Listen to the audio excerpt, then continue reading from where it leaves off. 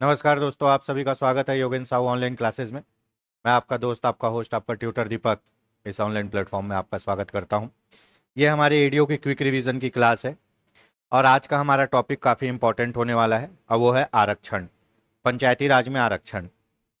पहले संशोधन के पहले जब हम पढ़ते थे तो हमको एक मुश्त पता था, जहां एसटी एससी की जनसंख्या कम है वहां ओबीसी को 25% दे दिया जाएगा। लेकिन इसमें संशोधन किया, साय सरकार ने संशोधन किया है 2025 में, जनवरी फरवरी की बात होगी। ठीक है, इसमें संशोधन हुआ है और आरक्षण के नियमों को थोड़ा सा बदला गया है, थोड़ा सा पेचीदा भी हो गया है पर ज्यादा नहीं है। एक कीवर्ड बना के अपन पढ़ेंगे तो याद हो जाएगा। ठीक है, तो आरक्षण पहले एक मुश्त 24% मिल जाता था, 25% मिल जाता था जहां एसटी एससी की जनसंख्या कम है वहां पे। ठीक है, लेकिन अब जनसंख्या के अनुपात में मिलेगा किसको? ओबीसी को। तो उसको हम लोग समझते हैं। छत्तीसगढ़ पंचायती राज अधिनियम 1993 संशोधन हुआ है 2025 में। मुख्य बिंदु क्या है संशोधन का? ओबीसी आरक्षण। ओबीसी आरक्षण में संशोधन किया गया, मुख्य बिंदु यही था संशोधन का, ओबीसी आरक्षण। ठीक है, 73वां संविधान संशोधन 1993, अनुच्छेद 243D। 1 लाख रुपए का अनुच्छेद है, हमेशा पूछता है क्या? अनुच्छेद 243D, आरक्षण किसमें? 243D। तो चलिए 243A बुनियादी इकाई ग्राम सभा, 243 बी से बिल्डअप, या इसमें क्या होगा? ग्राम सभा। ठीक है, बी से क्या होगा? बिल्डअप मतलब गठन। 243 सी से क्या होगा? संरचना। संरचना मतलब स्ट्रक्चर, सी से संरचना। 243 डी से क्या होगा? डोमेस्टिक। डोमेस्टिक मतलब कौन कौन रहेगा, डोमेस्टिक मतलब घरेलू, कौन कौन रहेगा। तो डी से क्या होगा आपका? आरक्षण। आरक्षण से पता चलेगा कौन कौन रहेगा। ठीक है, तो 243D में क्या है? आरक्षण है। ठीक है, चलिए 73वें संविधान संशोधन 1993, 243D। डी में क्या है? आरक्षण। पंचायती राज में आरक्षण का प्रावधान किया गया 243D में। एसटी और एससी को आरक्षण कैसे मिलता है? जनसंख्या के अनुपात में। ठीक है, और महिला को कितना मिलेगा? 33%। ये किसकी बात कर रहा है? ये 73वें संविधान संशोधन की बात कर रहा है। 73वें संविधान संशोधन में महिलाओं के लिए आरक्षण कितना रखा गया? 33% रखा गया, 1/3। या तो 1/3 पूछेगा या 33% आएगा। ठीक है, सब इंस्पेक्टर में भी पूछा है, बहुत से एग्जाम में पूछा है कि 73वें संविधान संशोधन में महिलाओं को कितना आरक्षण दिया गया? कितना? 33%। ठीक है, और 73वें संविधान संशोधन में किसको किसको आरक्षण दिया गया है? एसटी और एससी को। ओबीसी को आरक्षण नहीं दिया गया है। 73वें संविधान संशोधन में ओबीसी को आरक्षण नहीं दिया गया है। ठीक है, लोग लगा देते हैं कि आरक्षण दिया गया है लेकिन नहीं दिया गया है। पर सर आप तो पढ़ाते हो कि ओबीसी को आरक्षण दिया है। ओबीसी को आरक्षण देंगे ना जी? बिल्कुल देंगे। आपको पता है पंचायती राज कौन सी सूची का विषय है? राज्य सूची का। तो पंचायती राज के संबंध में कानून कौन बनाएगा? राज्य सरकार बनाएगा। तो राज्य सरकार ने आरक्षण दिया है ओबीसी को। किसने दिया है? राज्य सरकार ने। 73वें संविधान संशोधन ने आरक्षण नहीं दिया है ओबीसी को। ठीक है,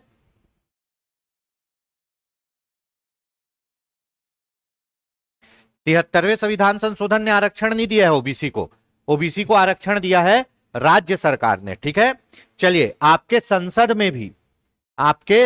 में भी केवल एसटी और एससी को ही आरक्षण है, वहां भी ओबीसी को आरक्षण नहीं है ना? एसटी और एससी को आरक्षण कहां है? लोकसभा में। राज्यसभा में आरक्षण है ही नहीं। ठीक है, चलिए यहां तक हो गया। तो महिलाओं को कितना मिला है? 33%। और एसटी और एससी को किसमें मिला है? जनसंख्या के अनुपात में। किसमें? 73वें संविधान संशोधन में। पंचायती राज राज्य सूची का विषय है, राज्य सरकार कानून बनाएगी, है ना? राज्य सरकार को कानून बनाने का अधिकार है। छत्तीसगढ़ पंचायती राज अधिनियम 1993, आरक्षण का प्रावधान, जो हमारे यहां आरक्षण का प्रावधान है उसकी बात कर रहा है। एसटी एससी को जनसंख्या के अनुपात में मिलता है? हाँ भाई मिलेगा, ये सेम है वहां भी। जहां एसटी एससी का आरक्षण 50% से कम है वहां ओबीसी को कितना आरक्षण दे दिया जाता था? 25%। ठीक है, जहां एसटी एससी का आरक्षण 50% से कम है वहां ओबीसी को 25% आरक्षण दिया जाएगा। ठीक है, महिलाओं को अपने वर्ग में 50% आरक्षण दिया जाएगा। 73वां संविधान संशोधन कितना बोला था? 33%। अब चूंकि पंचायती राज राज्य सूची का विषय है तो हम आरक्षण बना सकते, इसलिए हमने महिलाओं को कितना? 50% आरक्षण दे रखा है। ठीक है, जहां एसटी एससी का आरक्षण 50% या उससे अधिक है वहां ओबीसी को आरक्षण नहीं दिया जाएगा। ठीक है, ये पुराना क्लॉज है, ये संशोधन के पहले का क्लॉज है। संशोधन के पहले यह बोला गया था एसटी एससी को जनसंख्या के अनुपात में आरक्षण दे दो। ठीक है, एसटी एससी का आरक्षण जहां 50% से कम है वहां ओबीसी को 25% दे दो। एसटी एससी का आरक्षण जहां 50% से अधिक है वहां ओबीसी को आरक्षण मत दो। महिलाओं को अपने अपने वर्ग में 50% आरक्षण दो या महिलाओं को कितना आरक्षण है? 50% आरक्षण है। ठीक है, यहां तक हो गया। अब 73वें संविधान संशोधन में महिलाओं को 33 बोला था, 50 कैसे हो गया? क्यों? क्योंकि पंचायती राज राज्य सूची का विषय, इस पे हम कानून बना सकते, इसलिए हमने 50% का कानून बना रखा है। अब हो गया है संशोधन। यहां तो एक मुश्त 25 पढ़ रहे थे, अब हो गया है संशोधन। संशोधन 2025 के बाद की स्थिति, एसटी एससी का आरक्षण सेम टू सेम रहेगा जनसंख्या के अनुपात में। एसटी एससी का आरक्षण कितना रहेगा? जनसंख्या के अनुपात में। महिला आरक्षण भी कितना रहेगा? 50% रहेगा, दोनों सेम टू सेम है। एसटी एससी का आरक्षण जनसंख्या के अनुपात में, महिला आरक्षण 50%। ठीक है, अपने अपने वर्गों में। अब यहां बदला है ओबीसी का आरक्षण। क्या बदला है? ओबीसी का आरक्षण। एसटी एससी का आरक्षण अगर 50% से कम है तो ओबीसी को जनसंख्या के अनुपात में आरक्षण दिया जाएगा, जो आरक्षण की तय सीमा से 50% से अधिक नहीं होगा। ठीक है, एसटी एससी का आरक्षण 50% से उससे अधिक है तो ओबीसी को आरक्षण नहीं मिलेगा। यहां भी साफ साफ लिखा था एसटी एससी का आरक्षण 50 से अधिक है तो ओबीसी को नहीं मिलेगा। यहां भी एसटी एससी का आरक्षण 50 से अधिक है तो ओबीसी को नहीं मिलेगा। यहां जो 25% मिल रहा था उसी को यहां क्या कर दिया गया है? कम कर दिया गया है। ठीक है, अब आपको पता है, सबसे पहले आरक्षण को समझने से पहले यह याद रख लो कि अब पंचायती राज में, कहां? पंचायती राज में आरक्षण की सीमा 50% तय की गई है। पंचायती राज में आरक्षण की सीमा 50% से तय की गई है। ST plus SC plus OBC, ठीक है, ये तीनों का आरक्षण मिला के 50% से अधिक किसी भी हाल में नहीं होगा। ठीक है, यहां तक हो गया। अगर एसटी प्लस एससी का ही आरक्षण 50% या उससे अधिक है तो ओबीसी को नहीं मिलेगा। ठीक है, ओबीसी क्या करने आएगा? सिर्फ 50% को फिल करने आएगा। तो जहां एसटी एससी 50% कर डाले हैं वहां ओबीसी को नहीं मिलेगा। जहां एसटी एससी का 50% से कम है वहां किसको मिलेगा? ओबीसी को। अब ओबीसी में भी एक क्लॉज है कि क्या मिलेगा? जनसंख्या के अनुपात में। कैसे मिलेगा? ओबीसी को भी जनसंख्या के अनुपात में मिलेगा। एसटी एससी को तो जनसंख्या के अनुपात में मिल ही रहा है, ओबीसी को भी मिलेगा जनसंख्या के अनुपात में। ठीक है, चलिए आगे समझते हैं इसको, है ना। और जहां पे एसटी एससी पूरा 50% ले जा चुके हैं वहां ओबीसी को कुछ भी नहीं मिलेगा। उदाहरण, जहां एसटी एससी का आरक्षण 20% है, एसटी एससी का आरक्षण 20% है और ओबीसी की जनसंख्या कितनी है? 20% है, तब उस स्थान पर ओबीसी को जनसंख्या के अनुपात में पूरा 20% आरक्षण दिया जाएगा, क्योंकि यहां आरक्षण की सीमा ST SC plus ST SC का 20% प्लस ओबीसी का 20%, कितना हुआ? 40%। अब मान लो 20% आरक्षण है एसटी और एससी को, एसटी एससी का आरक्षण 20% है, ओबीसी को कैसे आरक्षण मिलेगा? जनसंख्या के अनुपात में, पर 50% से अधिक नहीं मिलेगा। जनसंख्या के अनुपात में मिलेगा पर 50% से अधिक नहीं मिलेगा। जहां पे 20% आरक्षण दिया गया है किसको? एसटी एससी को, वहां ओबीसी की जनसंख्या कितनी है? ओबीसी की जनसंख्या 20% है। ठीक है, अगर पूरी ओबीसी को जनसंख्या के अनुपात में, पूरे ओबीसी को जनसंख्या के अनुपात में आरक्षण देके देखो, 20 + 20 कितना हो गया? 40%। ये 50 से ज्यादा हुआ क्या? नहीं हुआ। तो यहां पे पूरे 20% ओबीसी को क्या दे दिया जाएगा? आरक्षण दे दिया जाएगा। जनसंख्या के अनुपात में भी मिल गया, 50 से ज्यादा भी नहीं हुआ, तो पूरे 20% को जनसंख्या के अनुपात में आरक्षण दे दिया जाएगा। ठीक है, ये जनसंख्या का अनुपात समझ रहे अपन। अब मान लो एसटी एससी का आरक्षण 40% है, ओबीसी उस स्थान पर ओबीसी की जनसंख्या 20% है, तो उस स्थान पर ओबीसी को केवल 10% आरक्षण मिलेगा। क्यों? क्योंकि एसटी एससी प्लस ओबीसी कुल कितना हो गया? 50। अब दूसरा उदाहरण समझ लो। मान लो आपने एसटी और एससी को आरक्षण दे रखा है 40%। कितना? 40%। दिमाग में एक चीज बैठा लो, किसी भी हालत में 50% से ऊपर नहीं जाएगा। पहला लाइन, 40% आरक्षण दे रखा है। 50% में 50% की पूर्ति होने के लिए कितना बचा है? अभी 10% बचा है। 50% की पूर्ति होने के लिए कितना आरक्षण दे सकते हैं? 10%। अब ओबीसी की जनसंख्या 20% है, तो पूरे ओबीसी को आरक्षण दोगे 20%, तो आरक्षण कितना हो गया? 60%। ये गलत है। अपने को आरक्षण कितना देना है? 50% के बराबर। तो ओबीसी को कितना आरक्षण मिलेगा? केवल 10% ही मिलेगा। ठीक है, केवल कितना मिलेगा? 10%। अब समझो, ओबीसी को आरक्षण कब मिलेगा? जब एसटी एससी का आरक्षण 50 से कम हो। ठीक है, तो ओबीसी को कहां तक आरक्षण मिलेगा? 50% की सीमा तक मिलेगा। और वो भी कैसे मिलेगा? जनसंख्या के अनुपात में। ठीक है, अगर ओबीसी को जनसंख्या के अनुपात में आरक्षण दे रहे हो और आरक्षण 50 से ऊपर नहीं जा रहा है, तो पूरे ओबीसी को आरक्षण मिल जाएगा, जितने ओबीसी है वहां पे। ठीक है, अगर ओबीसी को आरक्षण दे रहे हो और आरक्षण 50 से ऊपर जा रहा है, तो वहीं तक ओबीसी को आरक्षण मिलेगा जितने में 50% फुलफिल हो। ठीक है, तो यहां पे ओबीसी की जनसंख्या ऊपर में 20% थी, ओबीसी की जनसंख्या ऊपर में 20% थी, एसटी एससी का 20% प्लस ओबीसी का 20%, 40 ही हुआ, 50 से कम है, तो यहां पे जनसंख्या के अनुपात में पूरा आरक्षण दे दिए। लेकिन यहां पे दूसरे लाइन में यह बोल रहा है, भैया एसटी एससी का आरक्षण कितना है? 40%, है ना? तुम ओबीसी को कितना दे सकते हो? 10%। तो ओबीसी को केवल 10% ही दोगे, चाहे ओबीसी की जनसंख्या कितनी क्यों ना हो जाए। क्यों? क्योंकि 50% से ऊपर नहीं जाना चाहिए।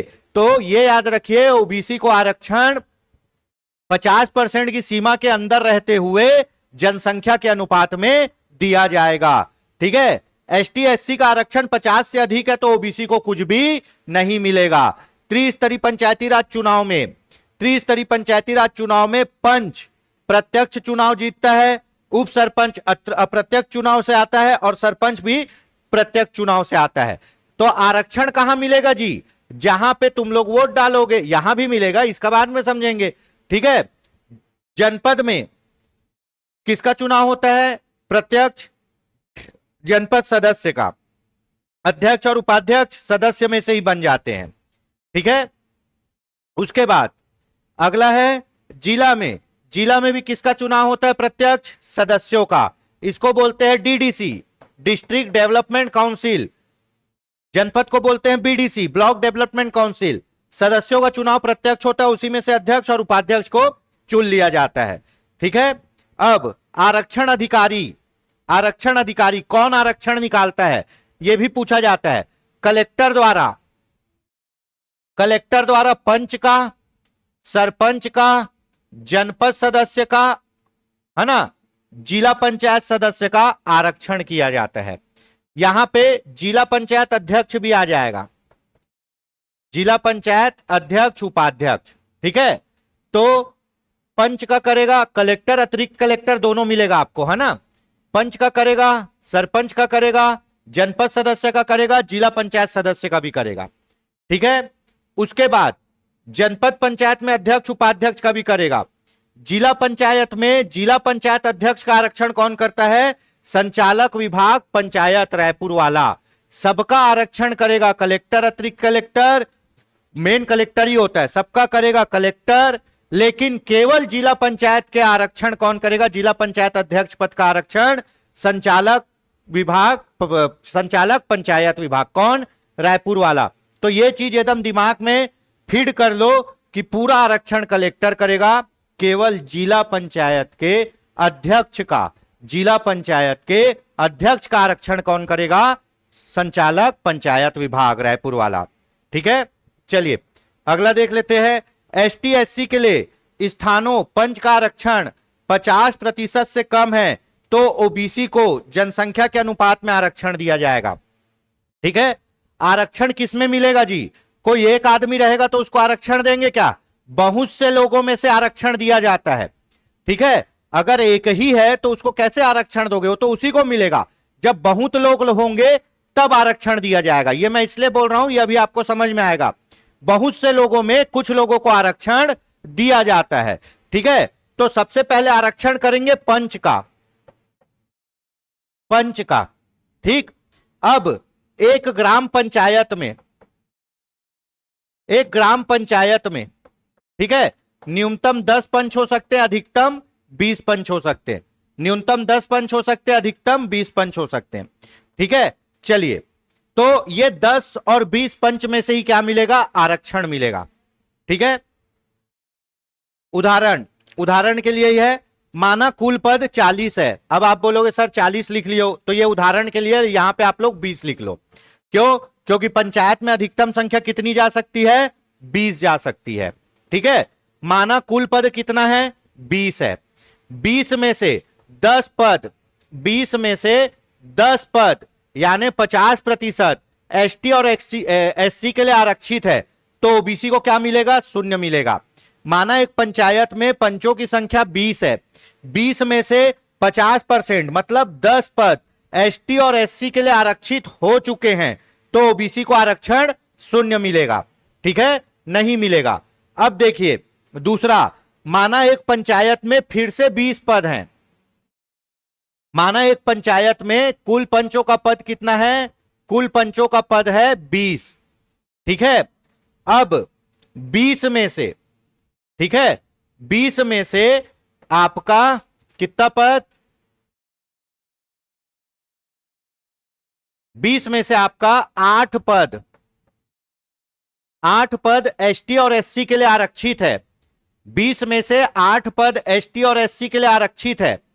ठीक है, तो ओबीसी को कितना मिलेगा? केवल 2 पद। क्यों? क्योंकि 20 का 50% कितना होगा? 10। यहां एसटी और एससी को कितना मिल गया है? 8। तो ओबीसी को कितना मिलेगा? केवल 2 पद। ठीक है, वो भी कैसे? जनसंख्या के अनुपात में। ठीक है, चलिए, तो ओबीसी को केवल 2 पद मिलेगा। समझ में आ गया? यहां पे जब आरक्षण 50% से कम होगा तभी ओबीसी को आरक्षण उतना ही दिया जाएगा कि वो 50% की सीमा को पार ना करे।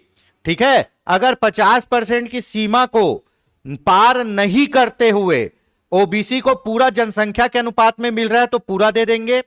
अगर 50% की सीमा को पार ना करते हुए ओबीसी को केवल कुछ आरक्षण मिल रहा है तो उतना ही आरक्षण देंगे जितना 50% की सीमा के अंदर रहे। वहां पे जनसंख्या का अनुपात नहीं देखा जाएगा। ठीक है, चलिए, सरपंच का आरक्षण, पंच का तो समझ में आ गया। पंच के आरक्षण में कहां देखोगे? पंच के आरक्षण में ग्राम पंचायत में पंचों को आरक्षित सीट को देखोगे। ठीक है, पंच के आरक्षण में कहां देखते हैं? ग्राम पंचायत में। ग्राम पंचायत में पंचों को आरक्षित सीट को देखेंगे, पंचों को आरक्षित सीट को देखेंगे। ठीक है, जैसे अभी देखे, मान लो ग्राम पंचायत में टोटल 20 पंच हैं। अगर 20 पंच में से 10 पंच एसटी एससी हो गए तो ओबीसी को नहीं मिलेगा क्योंकि ये 50% हो चुका है। अगर मान लो ग्राम पंचायत में 20 पंच हैं और 20 पंच में से 8 पंच को ही मिला है एसटी एससी को, तो अभी 50% होने में कितना बचा है? 2 सीट बचा है। तो ये 2 सीट किसको दे देंगे? ओबीसी को, है ना। तो पंच के आरक्षण के लिए ग्राम पंचायत में पंचों को आरक्षण देखा जाता है। ठीक है, अब सरपंच के लिए, सरपंच के लिए एक गांव में एक ही सरपंच होता है, तो वहां कैसे आरक्षण दोगे, है ना। तो सरपंच के लिए कहां का स्तर देखेंगे? जनपद पंचायत का स्तर देखेंगे। ठीक है, क्योंकि एक जनपद पंचायत में बहुत से सरपंच होते हैं। ठीक है, ये एक जनपद पंचायत है, ये एक जनपद पंचायत है और इसमें है 130 गांव। ये एक जनपद पंचायत है और इसमें है 130 गांव, तो 130 सरपंच होंगे, 130 सरपंच होंगे। तो सरपंच के आरक्षण के लिए जब बहुत से सरपंच होंगे उसी में देखोगे, तो बहुत से सरपंच किसके अंतर्गत होंगे? जनपद के अंतर्गत। तो सरपंच के आरक्षण के लिए जनपद पंचायत की जनसंख्या देखेंगे। किसकी देखेंगे? जनपद पंचायत की जनसंख्या। यहां क्या देखी जाएगी? जनसंख्या। पंच के लिए क्या देखा जाता है? सीटों का आरक्षण। जनपद के लिए क्या देखी जाएगी? सरपंच के लिए क्या देखी जाएगी? जनसंख्या। ठीक है, यहां बोल रहा है कि पंचों के लिए आरक्षित सीट अगर 50% से कम है तब ओबीसी को मिलेगा। पंच के लिए क्या देखेंगे? गांव में पंचों के लिए आरक्षित सीट। सरपंच के लिए क्या देखेंगे? जनपद पंचायत की जनसंख्या। क्या? जनपद पंचायत की जनसंख्या। अगर जनपद पंचायत क्षेत्र में एसटी और एससी की जनसंख्या 50% से कम है तो उस कुल जनपद क्षेत्र में आने वाले कुल सरपंच पद में ओबीसी को जनसंख्या के अनुपात में आरक्षण दिया जाएगा जो तय सीमा से अधिक नहीं होगा। ठीक है, तो मान लो, है ना, एक जनपद पंचायत में कितने सरपंच है? एक जनपद पंचायत में एसटी और एससी की जनसंख्या, एक जनपद पंचायत में एसटी और एससी की जनसंख्या कितनी है? 45%। एक जनपद पंचायत में एसटी और एससी की जनसंख्या 45%। तो एसटी एससी को टोटल आरक्षण कितना मिलेगा? 45% ही मिलेगा। क्यों? क्योंकि आरक्षण मिलता है जनसंख्या के अनुपात में। ठीक है, और उसी जनपद पंचायत में, एक जनपद पंचायत क्षेत्र में एसटी और एससी की जनसंख्या 45% है तो एसटी और एससी को आरक्षण कितना मिलेगा? 45%। उसी जनपद पंचायत में ओबीसी की जनसंख्या, ओबीसी की जनसंख्या कितनी है? 5%। तो ओबीसी को कितना आरक्षण मिलेगा? 5%। क्यों? क्योंकि 45 और 5 क्या होगा? 50% होगा और यह 50% की सीमा के बाहर नहीं जा रहा है। अब मान लो उसी जनपद पंचायत में एसटी और एससी की जनसंख्या 45% है, ठीक है, और ओबीसी की जनसंख्या 10% है, तो भी ओबीसी को कितना प्रतिशत आरक्षण मिलेगा? 5 ही मिलेगा। क्यों? क्योंकि किसी भी हालत में 50 से ऊपर नहीं जाएगा। ठीक है, अगर जनपद पंचायत क्षेत्र में एसटी एससी की जनसंख्या 50 से कम है तो उस जनपद क्षेत्र में जितने भी सरपंच है उनमें ओबीसी को क्या मिलेगा? जनसंख्या के अनुपात में आरक्षण जो 50% से अधिक नहीं होगा। याद रखिए पहला लाइन की 50 से ऊपर किसी हालत में नहीं जा सकता। ठीक है, अगर एसटी और एससी ही मिलके 50 कर ले रहे थे तो ओबीसी को नहीं मिलेगा। एसटी और एससी 50 नहीं कर पा रहे हैं तो ओबीसी को वहां तक दिया जाएगा जहां तक 50 हो जाए, 50 से ऊपर नहीं जाएगा। अगर ओबीसी की जनसंख्या और उसको मिलने वाला आरक्षण दोनों 50% की सीमा के अंदर ही आ जा रहा है तो ओबीसी को पूरा जनसंख्या के अनुपात में दे दिया जाएगा। अगर ओबीसी की जनसंख्या बहुत ज्यादा है जो 50% की सीमा से बाहर चल जाएगा आरक्षण से, तो ओबीसी को केवल उतना आरक्षण मिलेगा जितना वो 50 के अंदर रहे। ठीक है, चलिए ये हो गया सरपंच। अब देख लेते हैं जनपद सदस्य। अब जनपद सदस्य का देखेंगे तो जनपद पंचायत क्षेत्र में आरक्षित सीट देखेंगे, है ना। जनपद पंचायत क्षेत्र में एसटी और एससी के लिए जो सीटों का आरक्षण है, यानी जनपद सदस्य के लिए जो आरक्षण है वो 50% से कम है तो उस स्थान पर ओबीसी को जनसंख्या के अनुपात में दिया जाएगा जो 50% की सीमा से ज्यादा नहीं होगा, सेम टू सेम। ठीक है, तो जब आप सदस्यों का आरक्षण देखते हो, जब भी आप सदस्यों का आरक्षण देखोगे, ग्राम पंचायत में सदस्य कौन होंगे जी? पंच। जनपद में कौन होंगे? सदस्य। जिला में कौन होंगे? सदस्य। जब इनको आरक्षण दोगे तो उसी क्षेत्र के गांव के लिए ग्राम पंचायत में, जनपद के लिए जनपद पंचायत में, जिला के लिए जिला पंचायत में, उसी क्षेत्र में सदस्यों को कितना आरक्षण है वो देखना है। यहां क्या देखना है? आरक्षण। अगर मान लो कि एक जनपद पंचायत में कुल 22 क्षेत्र है, कितने क्षेत्र हैं? 22। अधिकतम कितने होता है जनपद पंचायत में? 25। तो एक जनपद पंचायत में अगर 22 सदस्य के लिए स्थान है और इसमें से 11 सदस्यों को एसटी और एससी को मिल चुका है 11 स्थान, तो ये हो गया 50%। तो उस समय आपको ओबीसी को कुछ भी नहीं मिलेगा। मान लो 22 सदस्य हैं, है ना, 22 सदस्य हैं और इसमें से 10 स्थान, कितना? 10 स्थान एसटी और एससी को मिल गया है तो 50% के लिए कितना स्थान बचा? 1। तो 1 ही मिलेगा ओबीसी को। क्यों? क्योंकि यह जनसंख्या से बाहर 50% की सीमा से बाहर नहीं जा सकता। तो जनपद पंचायत का आरक्षण के लिए उसी जनपद पंचायत के लिए आरक्षित सीटों को देखोगे, सदस्यों के लिए आरक्षित सीटों को देखोगे। सेम वही चीज है, एसटी एससी को 50% से कम है तो ओबीसी को जनसंख्या के अनुपात में जो 50% की सीमा से ऊपर नहीं जाएगा। अब जनपद पंचायत अध्यक्ष की बात करोगे तो ऊपर लेवल के जनसंख्या को देखोगे। अगर जिले में अध्यक्ष की बात कर रहे हैं ना, तो बहुत से अध्यक्ष कहां होंगे? जिला पंचायत के अंदर बहुत से अध्यक्ष होंगे, ठीक है, क्योंकि एक जनपद पंचायत में तो एक ही अध्यक्ष होगा, लेकिन एक जिला पंचायत के अंदर बहुत से जनपद पंचायत अध्यक्ष होंगे, ठीक है। तो वो बहुत से में ही आरक्षण मिलेगा। अगर जिले में एसटी और एससी की जनसंख्या 50% से कम है तो ओबीसी को जनसंख्या के अनुपात में आरक्षण मिलेगा, जो कुल आरक्षण से 50 से अधिक नहीं होगा, सेम टू सेम, ठीक है। मान लो एसटी और एससी की जनसंख्या 30% है, एसटी एससी की जनसंख्या 30% है, तो ओबीसी को कितना आरक्षण मिल सकता है? 20%, ठीक है, क्योंकि 50 से ऊपर नहीं जाएगा, ठीक। अगर मान लो उसी जगह ओबीसी का जनसंख्या केवल 10% है तो ओबीसी को केवल 10% ही मिलेगा जनसंख्या के अनुपात में, लेकिन उसी जगह ओबीसी की जनसंख्या अगर 30% होगी तो ओबीसी को कितना मिलेगा आरक्षण? 20% ही मिलेगा। क्यों? क्योंकि अगर 30 दे दोगे तो 50 से ऊपर चले जाएगा। तो पहला तो 50 से ऊपर जाना नहीं चाहिए, और कैसे मिलेगा? जनसंख्या के अनुपात में, ठीक है। अगर जनसंख्या के अनुपात में पूरा ही दे रहे हो, 50 से कम हो रहा है तो दे दो, अगर 50 से अधिक हो रहा है तो जितना जगह 50 के लिए बचा है, 50 पूरा होने के लिए उतने जगह में ही मिलेगा, ठीक है। तो यहां हो गया। अब आप अध्यक्ष का देखोगे तो अध्यक्ष के लिए ऊपर एक लेवल की जनसंख्या देखते हैं, ठीक है। तो ये हो गया। अगला देख लेते हैं जिला पंचायत सदस्य। अब सदस्य की बात कर रहे हैं तो उस जिले पंचायत में सदस्यों के लिए आरक्षित स्थान को देखेंगे, ठीक है। उस जिला पंचायत में सदस्यों के लिए आरक्षित स्थान को देखेंगे।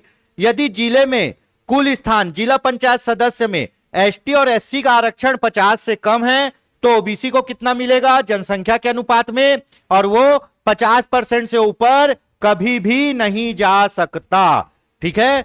चलिए, ये भी सेम टू सेम है। जिला पंचायत सदस्य में भी सदस्य की बात कर रहा है तो उसी जिला पंचायत के सदस्यों को आरक्षित सीटों को देखेंगे। अगर जिला पंचायत में सदस्यों को आरक्षित सीटों का अनुपात एसटी और एससी का आरक्षण 50% है तो ओबीसी को जय माता दी, टाटा बाय बाय, पीछे मुड़ तेज चल बोल देंगे। अगर एसटी और एससी का आरक्षण 50 से कम है तब ओबीसी को देंगे जनसंख्या के अनुपात में, पर 50 से ऊपर नहीं जा सकता, ठीक है। चलिए, अब सदस्य बोले थे इसीलिए वहीं पे देखे थे जिला पंचायत में। अब जिला पंचायत अध्यक्ष बोल रहा है। क्या बोल रहा है? जिला पंचायत अध्यक्ष।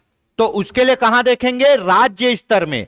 कहां देखेंगे? राज्य स्तर में। यदि राज्य में जिला पंचायत अध्यक्षों के लिए आरक्षित सीट, यहां जनसंख्या नहीं देखना है, जनसंख्या देखोगे तो कहानी खराब हो जाएगा। अगर जिला पंचायत का देखना है तो जिला पंचायत में जिला पंचायत के अध्यक्ष के लिए आरक्षण देना है तो जिला पंचायत अध्यक्ष के लिए आरक्षण देने के लिए राज्य में जितने जिला पंचायत हैं, राज्य में जितने जिला पंचायत हैं उसमें देखेंगे कि एसटी और एससी को कितना आरक्षण मिला है। अगर राज्य के टोटल जिला पंचायत के अध्यक्ष के पद में एसटी और एससी का आरक्षण 50% हो गया है तो ओबीसी चले जाएगा बाहर। अगर राज्य में कुल जिला पंचायत अध्यक्ष के लिए जितने पद हैं उसमें एसटी और एससी का आरक्षण 50% से कम है तब मिलेगा ओबीसी को। कैसे? जनसंख्या के अनुपात में, जो 50% से अधिक नहीं होगा, ठीक है। तो ये भी हो गया जिला पंचायत, ठीक है। इसको अभी मैं समराइज कर दूंगा, है ना। चलिए, अन्य संशोधन। इसके साथ क्या क्या संशोधन हुआ है? इसमें कहा गया है नगरीय निकाय प्लस पंचायती राज का चुनाव एक साथ हो सकता है, जो अभी हुआ है पिछले फरवरी में। नगरीय निकाय पंचायती राज एक साथ चुनाव हुआ है। नगरीय निकाय प्लस पंचायती राज का कार्यकाल समाप्त होने के बाद भी 6 माह तक बिना चुनाव कराए व्यवस्था रखी जा सकती है। अभी किए थे, कार्यकाल समाप्त होने के बाद भी पंचायत काम कर रही थी। क्यों? क्योंकि संशोधन कर दिए थे।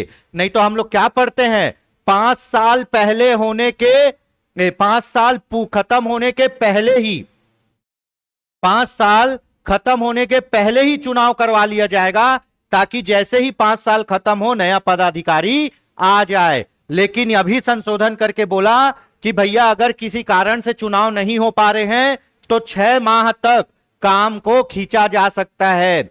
मान लो जनवरी में आपका कार्यकाल खत्म हो गया है तो जून तक आप काम कर सकते हो बिना चुनाव करवाए। उसके बाद इस अध्यादेश के तहत 5वीं अनुसूची में शामिल जिलों में ओबीसी आरक्षण को भी समाप्त कर दिया गया। संविधान के 5वीं अनुसूची में शामिल जिलों में ओबीसी आरक्षण समाप्त हो गया है। ठीक है, चलिए अगला देख सकते हैं। यह संशोधन से कौन कौन सी धाराएं प्रभावित हुई है। ठीक, तो धारा कौन कौन सी? धारा 1 नाम और विस्तार, वो तो होगा ही। परिभाषा तो प्रभावित होगा ही, क्योंकि कुछ भी बदलोगे तो ये दोनों धारा बदल जाएगी। 13 पंचायतों का गठन, धारा 13 पंचायतों का गठन। अब गठन में क्या होता है? गठन में भैया आपका आरक्षण दोगे तो आरक्षण अब बदल गया तो गठन भी क्या होगा? बदलेगा ही। ठीक है, उसके बाद धारा 17 सरपंच और उपसरपंच का निर्वाचन, सरपंच और उपसरपंच का निर्वाचन, क्योंकि आरक्षण बदल गया। धारा 17 के बाद 23 जनपद का निर्वाचन क्षेत्र में विभाजन बदल गया। 25 जनपद अध्यक्ष और उपाध्यक्ष का निर्वाचन। 30 जिला क्षेत्रों में जिला पंचायत के क्षेत्रों का विभाजन। 32 जिला पंचायत अध्यक्ष और उपाध्यक्ष का निर्वाचन। ठीक है, तो यहां तक हो गया। अब अपन देखेंगे, थोड़ा सा इसको समराइज कर देते हैं ताकि समझ में आ जाए। ठीक, पंच के लिए, पंच मतलब सदस्य, क्या देखेंगे? ग्राम पंचायत में, ग्राम पंचायत में क्या? पंच पद का आरक्षण, पंच पद का आरक्षण देखेंगे। ठीक है, पंच को आरक्षण देखने के लिए ग्राम पंचायत क्षेत्र में पंचों को आरक्षित स्थान देखेंगे, है ना। अगर एसटी प्लस एससी 50% हो गया है तो यहां ओबीसी क्या हो जाएगा? कटमट हो जाएगा। अगर एसटी प्लस एससी 50 से क्या है? कम है ना, कम है, तो ओबीसी को क्या मिलेगा? ओबीसी को जनसंख्या के अनुपात में, जनसंख्या के अनुपात में 50% सीमा तक क्या मिलेगा? आरक्षण, जो 50 से ज्यादा नहीं होगा। ठीक है, सरपंच के लिए क्या देखोगे? अब सरपंच के लिए आप, ये अध्यक्ष हो गया, प्रमुख हो गया, तो सरपंच गांव में होता है, गांव से एक स्टेट ऊपर। जनपद का जिला जनपद का क्या देखोगे? जनपद का जनसंख्या देखोगे, जनपद का जनसंख्या देखोगे। अगर जनपद की जनसंख्या कितना? एसटी और एससी का 50% से कम है तो ओबीसी को आरक्षण मिलेगा। ठीक है, तीसरा क्या होगा? जनपद सदस्य, जनपद सदस्य। अब सदस्य की बात हो गई तो कहां देखोगे? जनपद पंचायत क्षेत्र में देखोगे। कहां? जनपद पंचायत क्षेत्र में, है ना। सदस्यों के आरक्षण को देखोगे, सदस्यों के आरक्षण, है ना। अगर जनपद पंचायत क्षेत्र में सदस्यों को आरक्षित स्थान एसटी और एससी का 50% से कम है तभी ओबीसी को मिलेगा। ठीक है, तो ये हो गया। अब तीसरा देख लेते हैं, जनपद अध्यक्ष। जनपद अध्यक्ष के लिए क्या देखोगे? जनपद पंचायत बोल रहा है तो एक स्टेप ऊपर जिला की जनसंख्या, क्या देखोगे? जिला की जनसंख्या देखोगे, जिला की जनसंख्या। अगर जिला पंचायत क्षेत्र में एसटी और एससी की जनसंख्या 50 से कम है तो उनको आरक्षण भी 50 से कम मिलेगा, तब किसको मिलेगा? ओबीसी को। अब जिला पंचायत सदस्य, अब पंचायत सदस्य की बात हो गई तो सदस्य के लिए क्या देखोगे? उसी जिला पंचायत क्षेत्र में सदस्यों के आरक्षण को देखोगे, सदस्यों के आरक्षण। अगर सदस्यों को जो आरक्षित स्थान है एसटी और एससी को 50 से कम है तो ओबीसी को मिलेगा कहां तक? 50% तक। अब जिला पंचायत अध्यक्ष, जिला पंचायत अध्यक्ष, अध्यक्ष के लिए कहां देखोगे? राज्य में। अध्यक्ष के लिए कहां देखोगे? राज्य में, पर जनसंख्या नहीं देखोगे, राज्य में देखोगे। क्या? राज्य में जिला पंचायत अध्यक्ष, राज्य में जिला पंचायत अध्यक्ष का आरक्षण देखोगे, का आरक्षण। ठीक है, राज्य में जिला पंचायत पद का आरक्षण देखोगे। अगर राज्य में 33 जिला पंचायत है, हमारे यहां 33 जिला पंचायत है, और 33 का आधा कितना हो जाएगा आपका? 16, है ना? 16 मान लो, चलो 17 मान लो। अगर 17 पद एसटी प्लस एससी के लिए आरक्षित हो चुका है तो ओबीसी को कुछ नहीं मिलेगा। अगर 17 से कम एसटी और एससी को आरक्षण है तब ओबीसी को उतना ही पद मिलेगा जितना 50% की सीमा के अंदर रहे। 17 क्यों बोले? क्योंकि 33 का आधा, 32 का आधा 16 होगा, 33 का 17 मान लो, तो ये 50% है। ठीक है, तो यहां पे एक बार मैं और बता देता हूं। ठीक है, देख लो, सदस्य बोलेगा, चाहे वो पंच हो, सदस्य हो जनपद, सदस्य हो जिला, तो उसी क्षेत्र में सदस्यों को जो आरक्षण दिया है उसको देखेंगे।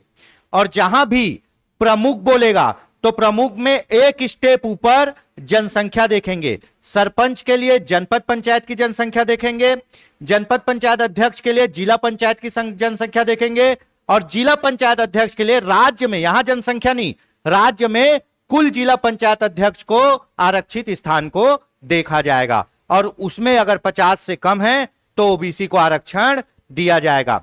चलिए, उपाध्यक्ष का आरक्षण, उपाध्यक्ष का आरक्षण यह कैसे होता है? ठीक है, 2 लाइन समझिए। अगर अध्यक्ष का पद आरक्षित है, अध्यक्ष का पद आरक्षित है तो उपाध्यक्ष कोई भी हो सकता है, उपाध्यक्ष कोई भी वर्ग से हो सकता है, कोई भी वर्ग से। ठीक है, अगर मान लो अध्यक्ष का पद एसटी है या एससी है या ओबीसी है तो उपाध्यक्ष कोई भी हो सकता है, सामान्य भी हो सकता है, एसटी भी हो सकता है, एससी भी हो सकता है, ओबीसी भी हो सकता है। अगर ऊपर में एक पद आरक्षित हो चुका है, अगर पंचायत प्रमुख का पद आरक्षित है तो उप प्रमुख एसटी, एससी, ओबीसी, सामान्य कोई भी होगा। ठीक, अगर, ठीक है, अगर, है ना, पंचायत प्रमुख, पंचायत प्रमुख मतलब सरपंच, अध्यक्ष, जिला पंचायत अध्यक्ष, जनपद पंचायत अध्यक्ष, सबकी बात हो रही है। अगर पंचायत प्रमुख का पद अनारक्षित है, अनारक्षित है मतलब उसमें कोई सामान्य आदमी है, अनारक्षित वर्ग से है, तो निश्चित, तो निश्चित रूप से, निश्चित रूप से क्या होगा? उप प्रमुख, उप प्रमुख में क्या आएगा? उपाध्यक्ष, उप सरपंच लोग, तो निश्चित रूप से उप प्रमुख का पद क्या होगा? आरक्षित रहेगा, आरक्षित रहेगा। ठीक है, अगर पंचायत प्रमुख का पद मुक्त है, कोई भी चुनाव लड़ सकता है, तो कोई भी जीत के आ जाएगा। अब मान लो कोई भी जीत के आया तो भी अगर पंचायत प्रमुख का पद अनारक्षित है तो उप प्रमुख का पद हमेशा आरक्षित रहेगा, याद रखना। क्योंकि आप ऊपर आरक्षण दे दो, ऊपर आरक्षण दे दो तो नीचे का कोई भी हो सकता है। अगर आप ऊपर आरक्षण नहीं दे पाए हो तो नीचे निश्चित रूप से आरक्षित होगा, नीचे निश्चित रूप से आरक्षित होगा। अगर पंचायत प्रमुख का पद आरक्षित है तो उप प्रमुख कोई भी हो सकता है, लेकिन अगर पंचायत प्रमुख का पद अनारक्षित है तो उप प्रमुख का पद निश्चित रूप से आरक्षित होगा। तो पूरे उपाध्यक्ष और उप सरपंच का चुनाव हो गया। ठीक है, चलिए इनका भी आरक्षण हो गया। आरक्षण कौन निकालता है जी? आपका है ना, पंच, सरपंच, जनपद सदस्य, है ना, जनपद अध्यक्ष, जिला सदस्य, है ना, जिला सदस्य, ये सब का कौन निकालेगा? कलेक्टर। कौन निकालेगा? कलेक्टर। केवल एक आदमी, जिला पंचायत अध्यक्ष, जिला पंचायत अध्यक्ष, इसका आरक्षण कौन करता है? इसका करता है संचालक पंचायत, संचालक पंचायत, है ना, कहां? रायपुर वाला। बाकी सबका कलेक्टर, जिला पंचायत अध्यक्ष का बस का, संचालक पंचायत रायपुर से निकलता है। कैसे निकलता है? चक्रानुक्रम में। कैसे निकलता है? चक्रानुक्रम में, एक कार्यकाल के लिए। ठीक है, कैसे निकलेगा? चक्रानुक्रम में एक कार्यकाल के। और कैसे? लॉटरी निकालकर। कैसे? लॉटरी निकालकर। ठीक है, मान लो ये एक बर्तन रख दिए, इसके अंदर ओबीसी, एसटी, एससी, है ना, ये सब है। तो इसमें क्या डालेंगे? हाथ डालेंगे, एक पर्ची निकाले किसका? ओबीसी का। तो इस साल सरपंच का पद किसका हो गया? ओबीसी का हो गया। ठीक है, और ये ओबीसी का पद कितने साल के लिए रहेगा? एक कार्यकाल। कितना? एक कार्यकाल, एक कार्यकाल के लिए रहेगा। ठीक है, अगले 5 साल में फिर हाथ डाले और यहां से निकाल लिए एससी, तो अब सरपंच या पंच का पद किसके लिए आरक्षित हो गया? एससी के लिए। कितने समय के लिए? एक कार्यकाल के लिए, एक कार्यकाल के लिए, केवल 5 साल के लिए। अगले साल फिर वैसी लॉटरी निकालेंगे। तो लॉटरी निकालते हैं, चक्रानुक्रम में चलता है ना, और एक कार्यकाल के लिए होता है। ठीक है, ये हो गया। और क्या है जी इसमें बताने लायक? आरक्षण अपन पूरा तबाही टाइप से पढ़ डाले, बिल्कुल आरक्षण से 1,00,000% श्योर है कि क्या आएगा? क्वेश्चन आएगा ही, है ना, आरक्षण से क्वेश्चन आएगा ही आएगा। अब एक क्वेश्चन, मान लो एसटी और एससी की जनसंख्या, ठीक है, आपको पता है, अरे सॉरी,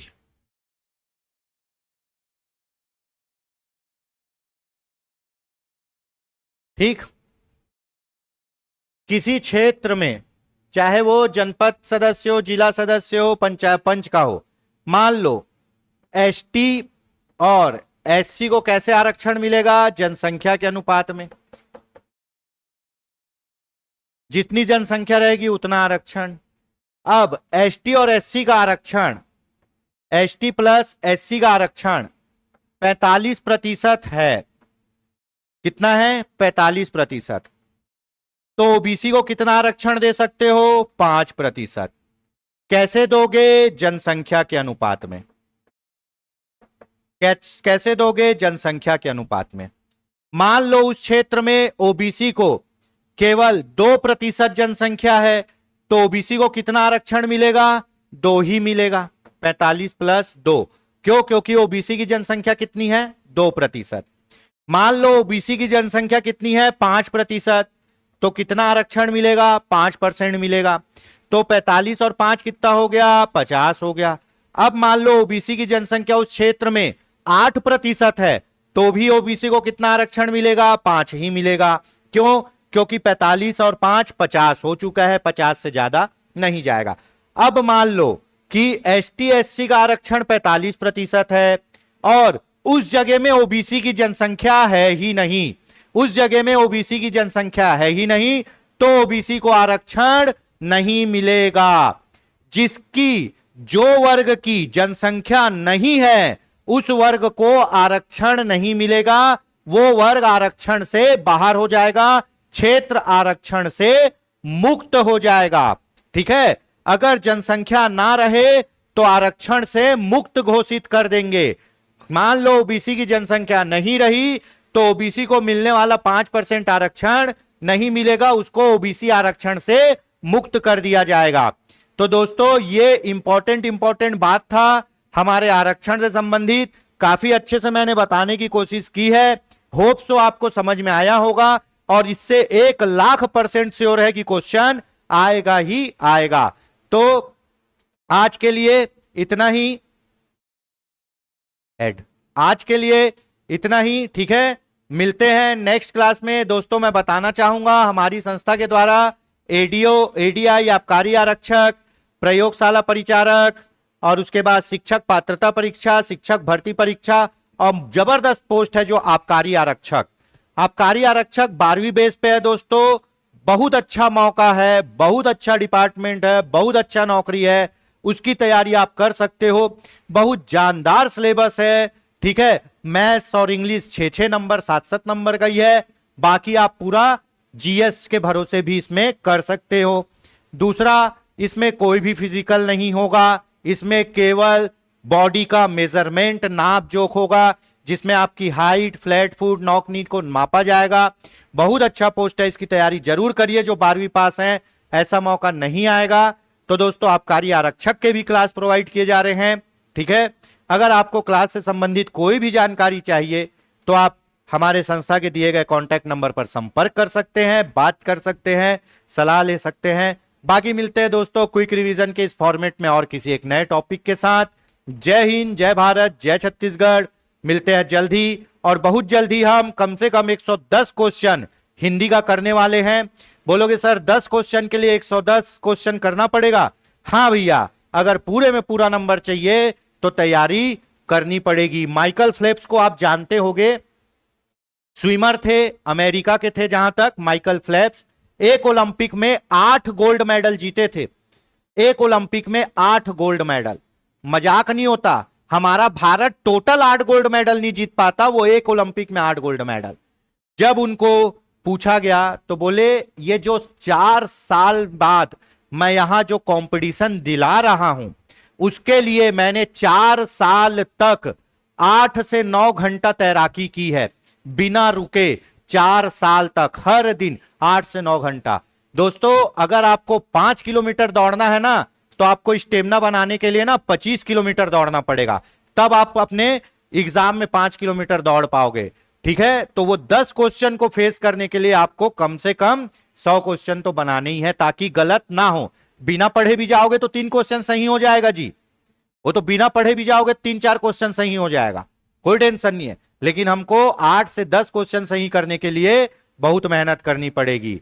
याद रखना दोस्तों, सफलता का कोई सब्स्टिट्यूट नहीं है, और सफलता का एक ही सब्स्टिट्यूट है और वो है मेहनत। मेहनत करोगे जरूर सफल होगे, ठीक है।